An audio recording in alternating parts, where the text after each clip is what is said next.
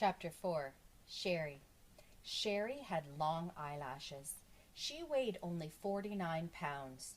She always wore a big red and blue coat with a hood. The coat weighed 35 pounds.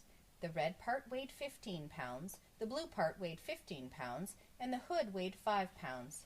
Her eyelashes weighed a pound and a half. She sat next to the window in Mrs. Jewell's class.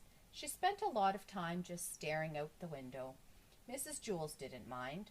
Mrs. Jewell said that a lot of people learn best when they stare out a window. Sharie often fell asleep in class. Mrs. Jewell didn't mind that either. She said that a lot of people do their best learning when they are asleep. Sharie spent all of her time either looking out the window or sleeping. Mrs. Jewell thought she was the best student in the class.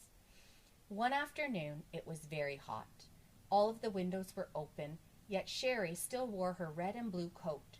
The heat made her very tired. Mrs. Jewell was teaching math. Sharie pulled the hood up over her face, buried herself in the coat, and went to sleep.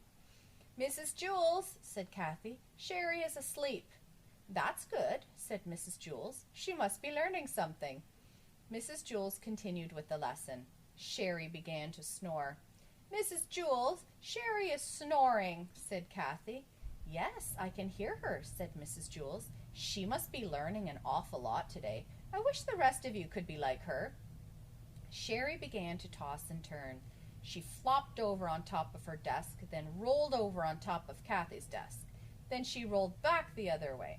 Kathy screamed. Sharie rolled out the window. She was still sound asleep.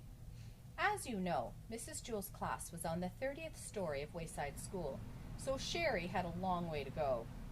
After she had fallen 10 stories, Sharie woke up. She looked around. She was confused. She wasn't in Mrs. Jewell's class, and she wasn't at home in bed. She couldn't figure out where she was. She yawned, pulled her hood back over her eyes, and went back to sleep. By that time, she had fallen another 10 stories. Wayside School had an exceptionally large playground.